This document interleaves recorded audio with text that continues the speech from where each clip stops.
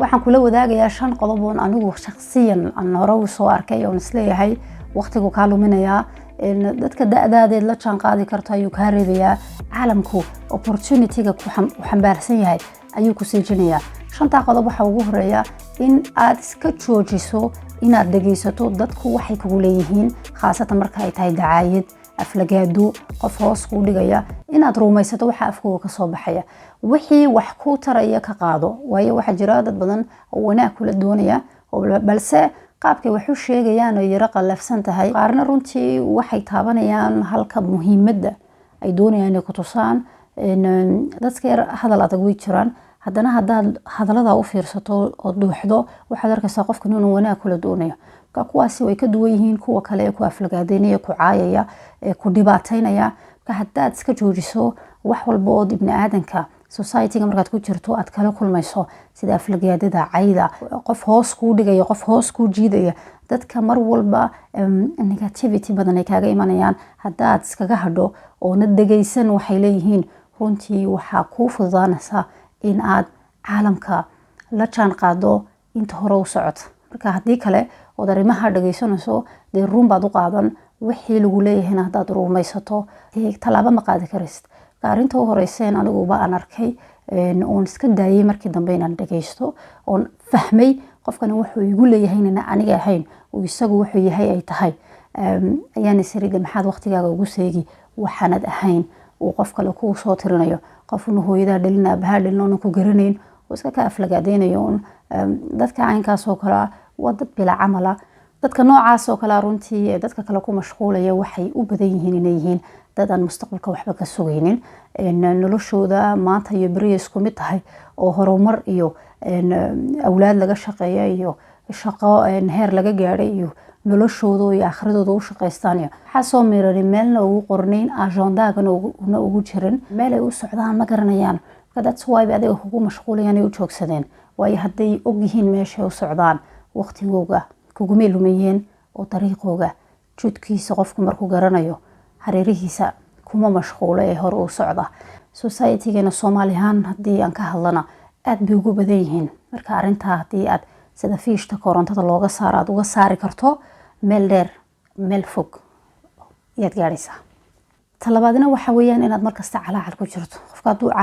calaacalo oo maanta dhan ciyaalkii ka calaacashid shaqadii ka calaacashid noloshaada ka calaacasho calaacalkaasi runtii wuxuu ku dhaafinayaa solutionada aad heli lahayd waayo adigoo calaacalaya waa excuse aad isa siinayso amba excuse aad siinayso wixii aad dibsanaysay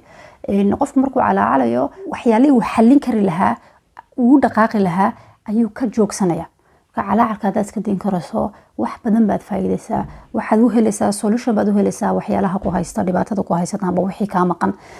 markaad calaacalka joojiso ayay kuu muuqanayaan halkii aad mari lahayd sidii iyo qaabkeed wax u qaban lahayd marka calaacalkood iska dayso ayda laftigeegu wax badan bay kuu taraysaa aniga waa ii tartay runtii adigana waxaan kuu rajaynaya inay kuu tarto hala calaacalin waxbaa kugu dhacay wixii runtii waxaad soo celin karta maaha waxbaa kaa maqan wixii waxaad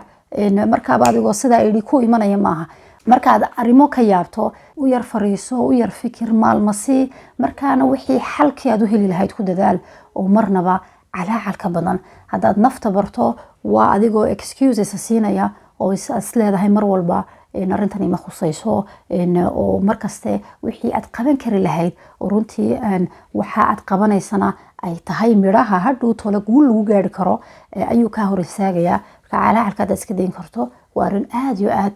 u wanaagsan horumarkaagana meel dheer ku gaarsiin kara bulshadeena waad ogtihiin walaalayaal kaftanka ayaa iska badan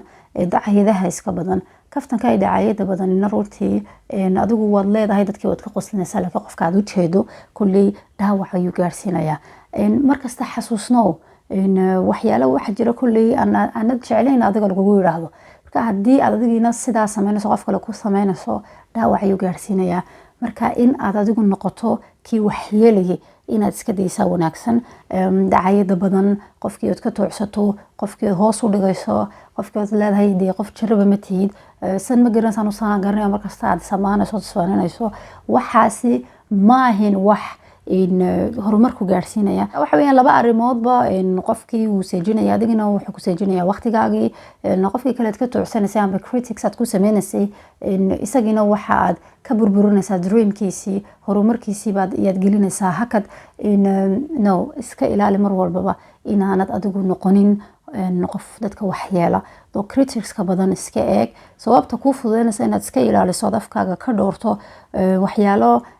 qof kale wax u geyn kara adigiina kaa dhigi kara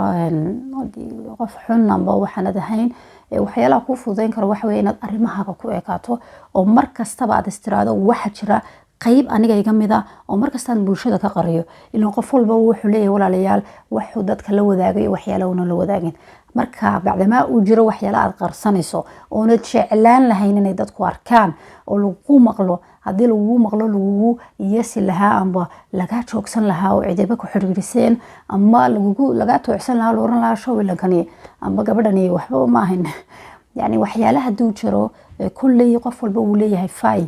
kulli qof walba wuxuu leeyahay qayb ma aragtay una jeclaan lahayn inay dadku arkaan adba kulli waad leedahay marka taas awgeed markasta inaad qaybtaada aanad rabin inaad bulshada la wadaagto amba lagu arko si aan lagaaga toocsan amba hoos lagu dhigin markasta taas soo xasuusno taas ku fududeynaysa inaanad dadka ku degdegin si aanad u yeesin u caayin waa flagaadeen uga toocsanin okay maybe waad kaftan baad uga jeeda laakiin kaftakaasi bilow waa wax qofkii dhaawacaya kritiga badan haddaad ka joogsan karto way fiicnaan lahayd soo bax wax wanaagsan oo dee quality inuu afkaa ka soo baxa wanaagsan si qofkan ku hor jooga aad noloshiisa u carfin karto u qurux badnayn karto uu isku bedeli karo ma fahamtay saaxiib wanaagsan noqo bulshadana waxyaalo wanaagsan la wadaag si maasha allah adduunkan adiguna ku yeelato qayb wanaagsan qaybtii wax bedelaysay horumarka ka ahayd hoggaan adna dhinacaaga shookaanta soo hay arinta ugu dambaysa aan isleeyahay opportunitiyada badan baad sii kartaa inaad caalamka aad dadka kula da-dayo ummadda kale aad la jaan qaado ayaad ku sii kartaa waxaa kamid ah inaad markaste isbarbar dhigto dadka kale mar walba aad istiraahdo hebel ma gaarayo qofkan sidiisoo kale uma firfircooni markaste haddaad isleedahay hebel wuu iga diploma badan yahay intaasoo waa engineer waa doctor hebel waa sidan iga firfircoon yahay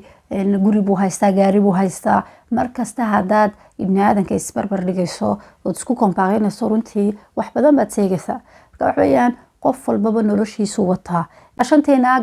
shanteena faroodba ma sinna ma fahantay adduunkan qof walba kaalin buu ku leeyahay waad aragteen intaasoo waxaa jira métier amba jobs oo dadku ka kala shaqeeyaan qaar baa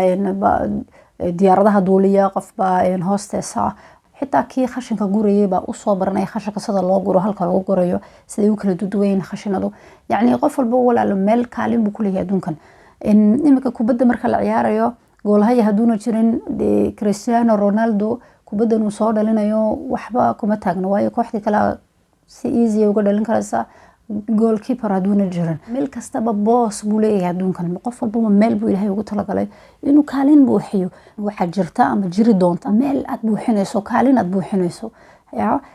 bilow macalin baa ilaahay kugu talagalay bilow inaad noqoto dhakhtar ayaa lagugu talagalay bilow inaad noqoto baac mushtar ayaa lagugu talagalay qof walba wuxuu ilaahay ugu talagalay ma waayayo marka inaad iska dayso inaad dadka isbarbar dhigto mar walba isku kompaaqayso markaste aad tiriso waxaanad haysan amba wuxuu qofka kale haysto waxyaalaha runtii haddaad ka hadho waxaad arki doontaa opportunitiyada badan opportunityka badan ee ku hor yaala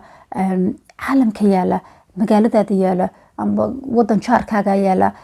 waxyaalo badan baa kuu muuqan doona mar aliyo marka aad joojiso inaad ibni aadanka isbarbar dhigto saan kuu sheegayba qof waliba adduunkani kaalin buu buuxinayaa kaba soo qaadsan iminka exampleka nisiinayay qofku labada kooxood kubadda ciyaaraya mid kastaba meel buu taagan yahay mid kastaba meeshiisa haddaa laga waayo kooxda kale si yaro easy kubadda u dhalinaysa marka adduunkanina waa iska sidaasoo kale qof walba ilaahay kaalin inuu buuxiyo ayuu ugu talagalay maanta haddaynan u haysan dhakhtarkii umulisadii ayaadii ka dhalin lahaa dumarka haddaynan u haysan dhakhtarkii iliga ayaa iliga markuu ku xanuuno ku hagaajin lahaa gaarigu markuu kaa jabo hadduuna jirin inankii shaaga hagaajinaya amba mooteerka hagaajinaya amba meesha cilada saliida ka imanaysa amba biyaha hagaajinaya hadduuna jirin gaarigaaga ayaa ku hagaajin lahaa marka waxaad ogaataa qof waliba adduunkan wuxuu ku leeyahay kaalin buu ku leeyahay boos u buuxinaya jira marka marnaba ha isbarbar dhigin hebel baa waxaan haysta anigu waxaan ma haysto ha iskombaaqayn mar walba arrinta hadaad ka joogsato waxaa kuu furmaya opportunityo badan baad arki doontaa albaabo badan oon islahayn way jiraan ayaa kuu soo muuqan doona halkaasaan kaga baxayaa videogu sare uu iska yaro dheeraa marka waxaan rajeynayaa inuu si un idiin anfacay haddii la idhahdo waxaan ku dadaali doonaa at least weygii hal mar inaan nila wadaago hal video insha allah asalaamu calaykum waraxmatullaahi wabarakaatu